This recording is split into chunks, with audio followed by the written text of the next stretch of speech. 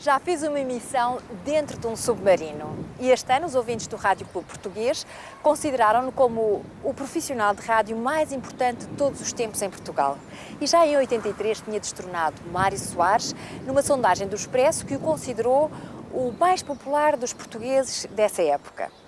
E assinou um tema que toda a gente conhece, Zé Brasileiro Português de Braga. Em maio vai festejar 40 anos de carreira. Senhoras e senhores, convosco, António Sala. Conta-me uma coisa, porquê é que tu escolheste este lugar? Olha, escolhi este sítio porque tem memórias para mim. Lembro-me da minha avó, eu era miúdo, tinha por aí 10 anos, 9, 10 anos, e vinha todos os sábados para aqui. Para este jardim? Eu vim para no aqui, Torel? para este jardim do Torel. Eu vinha para aqui brincar, eu mais tarde vim para aqui estudar, eu mais tarde vim para aqui namorar. Com a Elizabeth, espero. Com a Elizabeth. E também com as outras. Tu eras namoradeiro? Nunca fui muito namoradeiro.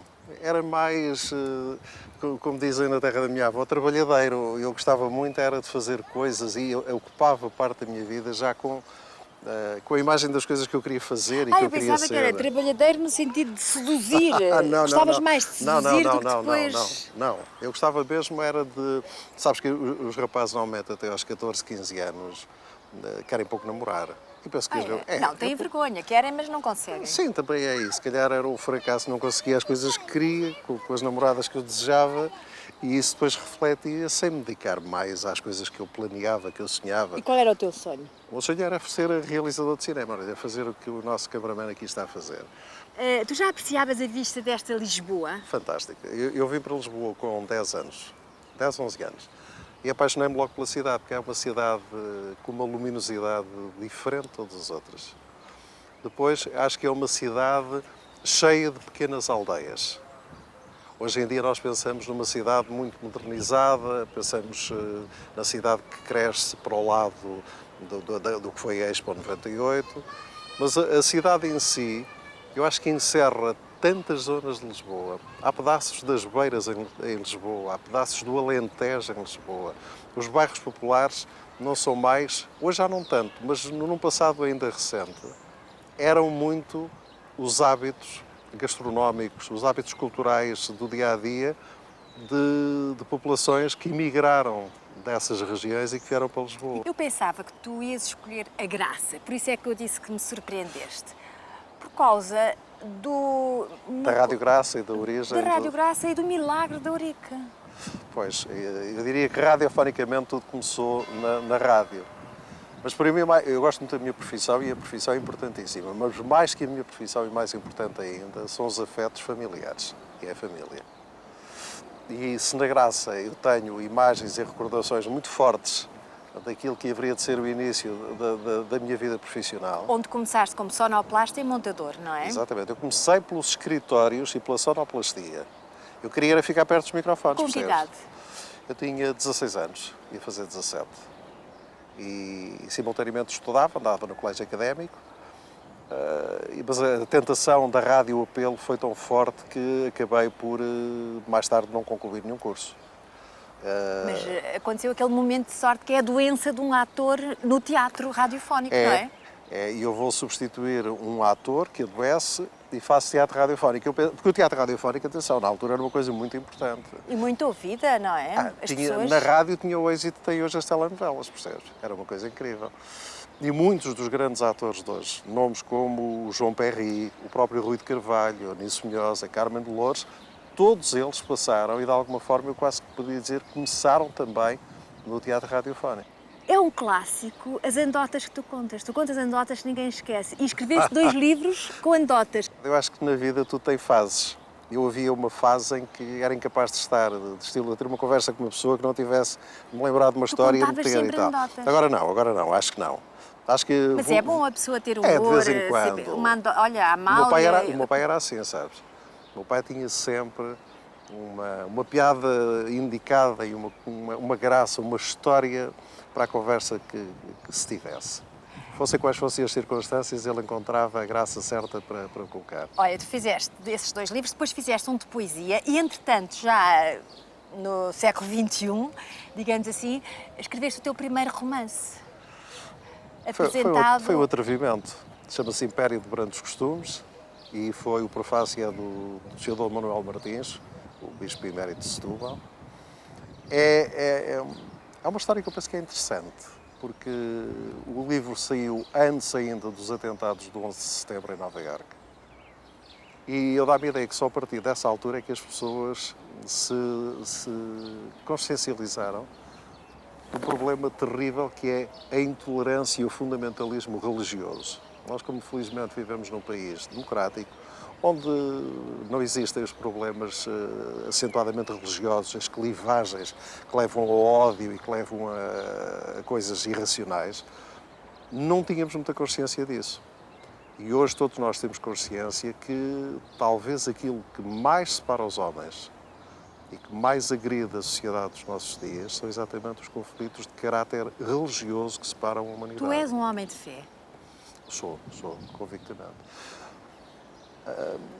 Eu, acima de tudo, sou um ser humano que acredita fielmente e acredita de uma forma total e absoluta num ser criador, no Deus que nesta altura estamos a respirar, percebes? Olha, tu Está aqui aproximaste presente. de Deus depois daquele grande susto que apanhaste? Não. Ou aproximaste mais? Fortifiquei-me mais e reaproximei-me.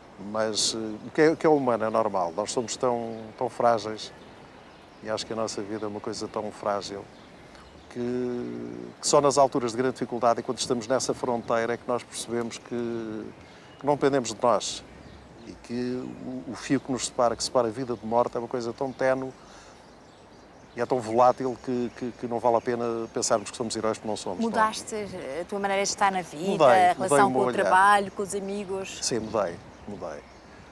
Passei a olhar para as coisas com outros olhos, passei a ser mais tolerante, passei a dar mais relevo e mais prazer à vida e às pequenas coisas. António, entretanto, tu mudaste também os teus hábitos de trabalho, deixaste de fazer as manhãs, fazes desde o Olá Como Estão, da Rádio Graça, não é? Olá Como Estão era dos Emissões Sociais de Lisboa, não era na Rádio Graça. Mas era no mesmo edifício? Sim. Assim. Mas, portanto, durante 30 e tal anos, eu levantei-me às 5h30 da manhã. Foi muito. Atenção. E aí mudaste, começaste a... Passei para a RDP, para a atual Antena 1, fiz o programa da manhã durante 2 anos e meio e só depois é que a Renascença, o Sr. Engenheiro Magalhães Crespo, me convida e eu vou para a Renascença, onde mais tarde começo a fazer o Despertar e onde até há pouco tempo. E é aí que nascem os variadíssimos prémios que tu foste ganhando como comunicador, como o mais popular de todos os radialistas, etc., com o Despertar. O Despertar foi assim uma pedrada no charco. Foi, na altura foi. Eu acho que o Despertar é resultado de uma certa postura politicamente incorreta para a época, de uma certa nova forma de comunicação. Eu começo a fazê-lo em 1982, portanto. Depois eu tive a sorte de ter uma equipa fantástica. A Olga é uma pessoa maravilhosa. Tu davas-te bem com ela ou era só a fingir? Não. Aquelas gargalhadas dela? Não, sabes que o êxito do Despertar eu penso que era o ser verdadeiro. Era ser um programa extremamente verdadeiro. Olha, então eu vou dizer uma coisa, hoje é que vai ser também, esta vez é que vai ser um fim de semana em cheio, porque fizeste o teu programa no sábado, o António Sala fim de semana, e agora estás aqui em fim de semana completo connosco. Mais uma vez, obrigada. Nestas conversas, eu acho que tu tens imensíssimos ouvintes, poderias destacar 2 ou 3 convidados? Eu não tenho qualquer dúvida em fazê-lo e aproveito para mandar um grande beijo de amizade e o desejo de melhoras. É o meu querido António Lobo Antunes. O António, para além de ser um escritor notável, tem uma capacidade e uma forma de conversar que é mágica. Olha, tu dizes o meu querido, e eu ouvi dizer que sempre que ele te encontra ou se despede, diz um grande beijinho, meu querido, gosto muito de ti. Não foi por acaso que eu disse um beijo, António. Há amizades que são fantásticas, por isso nós conhecemos-nos tardiamente. Como é que se conheceram? Eu sempre desejei conversar e entrevistar o António. Nunca o consegui porque ele é avesso às entrevistas. Ele estava zangado com Portugal e não dava entrevistas a ninguém e dava-te a ti. Como é que é isso? Conta lá. E eu como é que tu conseguiste? um dia fui ter com ele, num sítio público, fui ter com ele e disse-lhe, olha, sou fulano de tal, e disse, eu conheço. E um dos meus grandes sonhos era falar consigo. E há pouco tempo eu tive um problema de saúde grave, estive a ser operado fora de Portugal. E num momento muito difícil eu estava a fazer aquelas contas que nós fazemos de cabeça, o que é que eu ainda não fiz que gostaria de ter feito. E uma das coisas que me veio à cabeça era, nunca consegui conversar consigo, será que eu não vou ter ainda capacidade para um dia ter a entrevista sonhada com António Lobo Antunes? E ele abraçou-se a mim, deu-me um beijo e disse, marque onde quiser e quando quiser que eu vou estar consigo. Olha, e da política? Tu fazes entrevistas a política. Quais são as áreas que tu privilegias no teu programa? Eu privilegio todas as áreas, mas digamos que quando lá vai um político, eu gosto de falar tudo com ele, menos de política. Mas, por exemplo, apoiaste o presidente Cavaco Silva na sua campanha. Mas aí digamos que é a postura do cidadão. Enquanto cidadão, mas enquanto figura pública, eu posso expressar como qualquer outro cidadão o seu sentido de voto e dizer eu voto neste homem, eu voto nesta mulher, porque acho isto e porque penso aquilo. É só nessa perspectiva e dessa maneira. Obrigado porque acreditas naquele cidadão. Acredito no seu projeto, acredito no cidadão, acredito na sua honradez, acredito que ele é uma pessoa que é um excelente presidente. E o futebol? Tu voltarias ao mundo de futebol? Não. O teu Benfica é muito importante para ti, mas independentemente disso, voltarias a estar por dentro do futebol? Não, o futebol foi, digamos, a maior desilusão talvez da minha vida. Portanto, não voltarias? Quando olho para trás e penso em coisas que fiz e que há muitas que eu diria voltaria a fazer assim, há outras que não, e o futebol, marcadamente, eu não voltaria a fazer. Tu és aquelas pessoas que quando está no estádio grita, perde a compostura ou és sempre composto? O Ricardo Araújo Pereira, no outro dia, numa crónica, dizia uma coisa muito engraçada, dizia que tinha um tio mais velho que o levava ao futebol miúdo e que o tio vocifrava, dizia palavrões, espumava e que o Ricardo, com os seus 6 anos, olhava para ele e dizia eu quero ser isto quando for grande. Eu sou um bocado também e tu assim. Eras isso? Eu sou pior que isso, não posso, enervo-me, sou inconveniente, não posso estar ao lado de ninguém quando estou a ver futebol. E em casa também? Em casa és mais... Em casa controlo mais, mas mesmo assim não sou uma boa companhia para ver futebol. Eu ouvi dizer que tu tens uma cadeira especial que dá massagens, onde vês no teu plasma quase de tamanho real. Isso foi, pronto, nós com a idade vamos tendo e quando a vida nos dá a oportunidade de ter um prazer ou outro, de maneira que digamos que os meus prazeres são o piano, a tal cadeira e o televisor grande para ver futebol em tamanho... Mas não só, não é só futebol, para não? Não, gosto de ver... Ouvi dizer que gostas muito de filmes. Gosto de cinema, adoro cinema e adorava fazer cinema. Olha, está ali uma casa...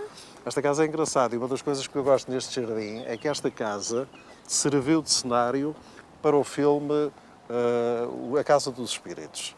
Disseste-nos ao princípio que querias ser realizador. Já realizaste... Tenho realizado documentários. Profissionalmente? Não, profissionalmente não, mas tenho feito muitos documentários. E gostavas de realizar esse sonho, de ser realizador? Gostava, francamente gostava. É verdade que tu, ao vires para Lisboa com a tua mãe aos 10 anos, foste para uma casa onde havia um piano e que foi o teu encontro com esse piano que te fez ser quem tu és hoje? É verdade, é verdade. Eu vim para Lisboa, já fiz 11 anos em Lisboa, e a minha mãe, no seu emprego, havia um piano. Havia um sítio que tinha um piano. E as pessoas não queriam que ninguém tocasse, e o piano estava fechado. E eu consegui descobrir que com um corta-folhas, metendo de uma determinada maneira, eu abria a chave e então ia para o piano. Eu não sabia tocar, mas aquilo era o encantamento dos sons. Não é? Um miúdo de 11 anos carregar nas teclas e aqueles sons.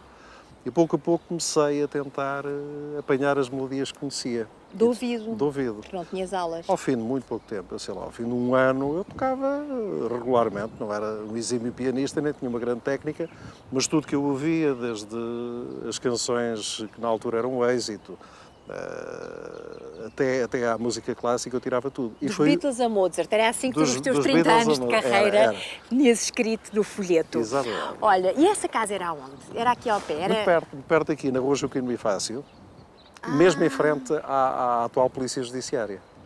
Porquê que tu vieste só com a tua mãe? Os teus pais separaram-se nessa altura? O meu pai tinha família formada no Porto, a minha mãe veio com os seus pais para Lisboa. Eu tenho 2 irmãs da parte do meu pai e, por sua vez, da minha mãe, sou o único filho. E, portanto, essa separação familiar que acaba por fazer com que parte da família fique no Norte e outra parte fique aqui em Lisboa. Eu vim para Lisboa e pronto, e aqui fiquei e acabou por se transformar esta cidade na minha cidade. Por isso é que a tua mãe é uma pessoa muito presente. É verdade que tu lhe telefonas várias vezes ao dia? Telefono permanentemente. Amanhã, logo uma das primeiras coisas que eu faço é ligar para a minha mãe. A minha mãe vive no Bussaco. que é um sítio lindíssimo. Lindíssimo. E Aquele hotel com os vinhos é magníficos. uma coisa fantástica. Aquele hotel tem história, uma história extraordinária. Ainda me recordo com saudade um dos diretores, que era o Sr. Santos, que foi durante muitos anos o diretor do Palace A alma Hotel daquilo. e a alma daquele hotel.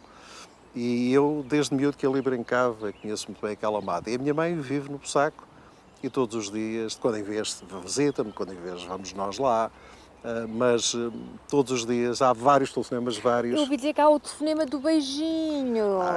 E se eu me atraso no horário do beijinho, ela fica... A que horas é que é o beijinho? É à noite. Então não podes mandar agora ainda o beijinho. Agora não. Mas ela está a ver, Mas está a ver, mas mesmo provavelmente. assim um beijinho para a melhor mãe do mundo. O Bussaco também te diz qualquer coisa, tal como este jardim, de uma fase muito feliz da tua vida, porque tu fizeste a tua lua de mel em Coimbra e Bussaco, não é? Exatamente, foi por esses locais. Gostas muito de viajar? Gosto de viajar, mas fundamentalmente por causa do vício do cinema, para fazer documentários, para além de, logicamente, gostar de estar com a minha família e até muitas vezes com amigos, mas fundamentalmente para fazer cinema e para fazer grandes documentários que me dão prazer e que eu depois ofereço aos meus amigos. Ou seja, tu chegas e fazes logo a reportagem. Vou fazendo permanentemente a reportagem. Aliás, ouvi de gentes, dizer... de pessoas, de hábitos, da cultura dos povos e dos locais onde vou. E depois, quando regresso, acabo por gastar mais dinheiro que o que gastei em férias para meter num estúdio para fazer a pós-produção. Em que estúdio é que tu fazes isso? Habitualmente faço em 2 ou 3 estúdios de amigos meus, estúdios comerciais que existem. E Portanto, já é com uma certa exigência. é com exigência profissional. Eu diria que daqui a uns anos, se tu tiveres um programa que queiras comprar uns bons documentários internacionais, em vez de ir ao National Geographic, passas por minha casa e eu faço... passa a publicidade. Mas olha, houve uma coisa.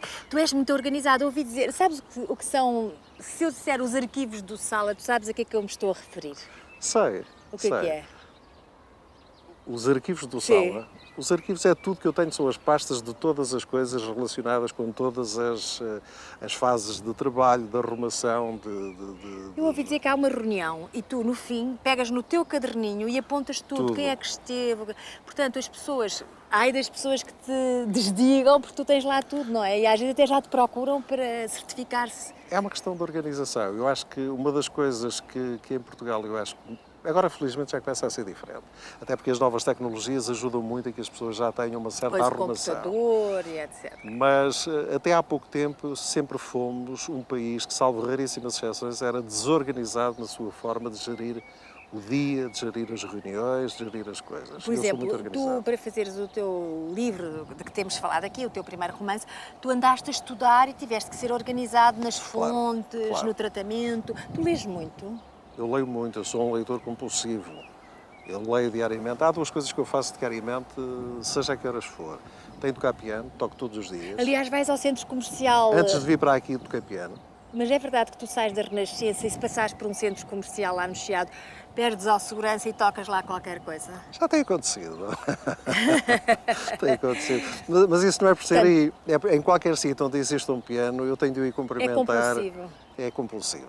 Pronto, isso é o piano. Isso e a leitura. E a leitura. E a leitura. Olha, tu és organizado, planeias as viagens, os destinos, etc. Mas és distraído. Sou. Só para tu poderes ver o nível de distração a que eu sou capaz que é capaz de me acontecer. Eu estou em casa e digo, tenho de ir comprar os jornais, os semanários. E organizo tudo, vou buscar a chave, tenho todas as coisas e vou. E quando estou no centro comercial e me dirijo para comprar, noto que há 2 ou 3 pessoas a olhar para mim com um ar estranho, a olhar para baixo e eu vindo de chinelos de quarto. Estou de fato. Isso é verdade, tu estás a falar no presente, mas aconteceu mesmo. Aconteceu mesmo. E portanto eu fico envergonhadíssimo. Mas tu estavas a pensar, eu estou muito popular, eu estou giro, as pessoas Não, olharem eu achei que todas estavam a para olhar mim. para os pés e eu pensei, será que eu pisei alguma coisa estranha? Mas não era. Ia de chinelos de quarto. E depois, envergonhaste? E depois meti-me o mais rapidamente possível no carro e vim para casa. E aí sim, limpei os chinelos e continuei em casa. Mas riste ou ficaste... Não, ri de mim próprio. Eu acho que quem perde a capacidade de saber rir de si próprio... Acabou. Acabou, exatamente. Olha, infelizmente acabou e nós vamos ter que nos meter no carro com grande pena, porque foi... Esta meia hora foi muito bem passada. Tu és, de facto, um grande comunicador, como diz o Sr. Dom Manuel Martins. Muito obrigada, António. Muito obrigado, Margarida. Foi um prazer grande.